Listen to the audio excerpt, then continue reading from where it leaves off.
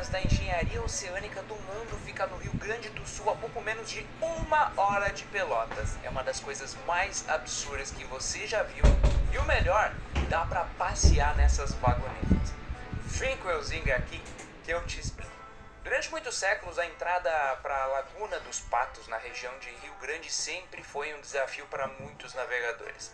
Muitas embarcações tinham dificuldades em entrar nesse espaço, que às vezes era reduzido a pouco mais de 4 metros de profundidade por causa dos bancos de areia. E em algumas ocasiões, os barcos precisavam esperar até 2 meses por uma condição favorável e também para conseguir ajuda de rebocadores particulares que atuavam na região. Claro, isso não era nada barato. Então, lá para o final do século XIX, recebidos por Dom Pedro II, os maiores nomes da engenharia mundial vieram parar em Rio Grande para estudar uma forma de facilitar a entrada dos barcos. A ideia foi construir 2 quebra-mares, os tais moles, algo fora do comum para a época. A grande inspiração dos engenheiros foi o porto de Rotterdam, da Holanda, e a foz do rio Mississippi, nos Estados Unidos. Então, anos depois, em 1911, começaram a obra. Mas, primeiro, quase 130 quilômetros de linhas férreas foram feitas para facilitar o transporte do que precisaria chegar até lá. Todos os dias, durante cerca de 1000 dias, 1.700 toneladas de pedras chegavam de Capão do Leão e de Pelotas para serem julgadas no mar. Elas viajavam mais de 80 quilômetros em vagões. Mais de 4 milhões de toneladas de pedra foram dispostas para construir os moles que hoje têm 2 e 4 quilômetros de extensão. O negócio foi colossal, inimaginável para muita gente. Eram máquinas gigantes para todos os lados. A construção dos moles de Rio Grande acabou dando vida ao documentário As Obras da Barra e o Porto de Rio Grande, e foi parar nas telas do Rio de Janeiro. Em Rio Grande chegou depois e ficou em cartaz por 3 meses junto com Pelotas e Porto Alegre. Então, em 1915 chega o primeiro navio para cruzar esse novo caminho. Em menos de 1 hora ele atravessou e chegou ao Porto de Rio Grande. Nessa nova fase a profundidade chegava a mais de 6 metros, mas não acabou por aí.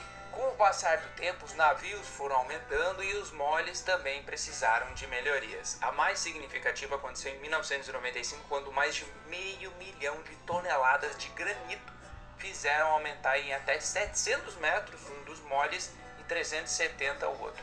E se você se pergunta como as pessoas chegavam até a ponta desses 4 km de pedras, já pensaram nisso durante a construção, já que para carregar as pedras, elas precisavam de vagões menores que fossem até o limite dos moles.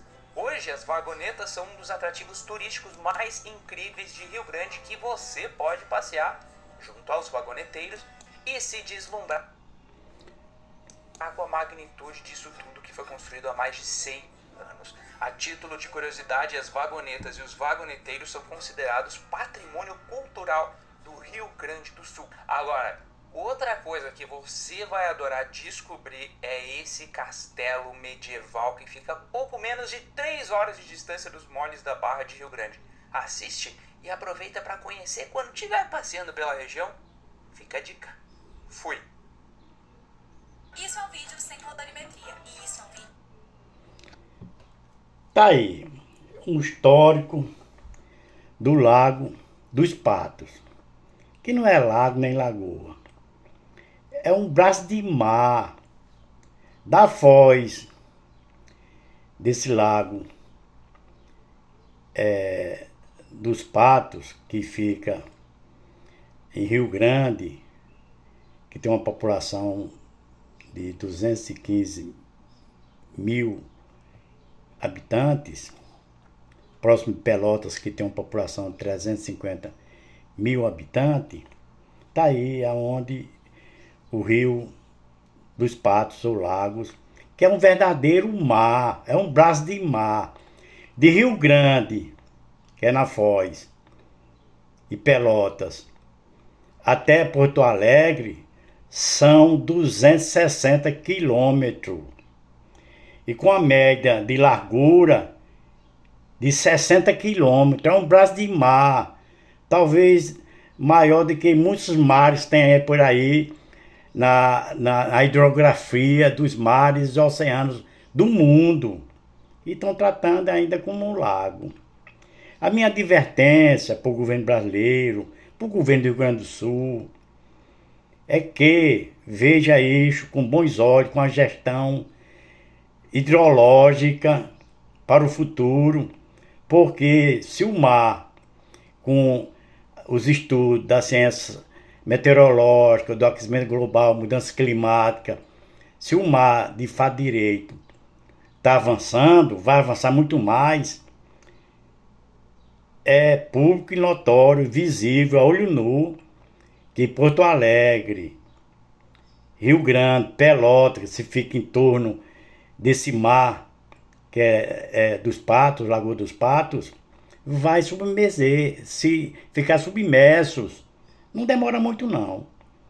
Se continuar as mudanças climáticas global, não passa 2030. Pelotas, Rio Grande, sobretudo Porto Alegre, porque o canal, o Lago dos Patos tem comunicação com o Lago de Guaíra, que é em Porto Alegre. Está aí um nível acima de 5 metros, o normal é até 3 metros. Aí fica a conexão, fica a interligação do Lago dos Patos com Guaíra. Aí vira um verdadeiro mar.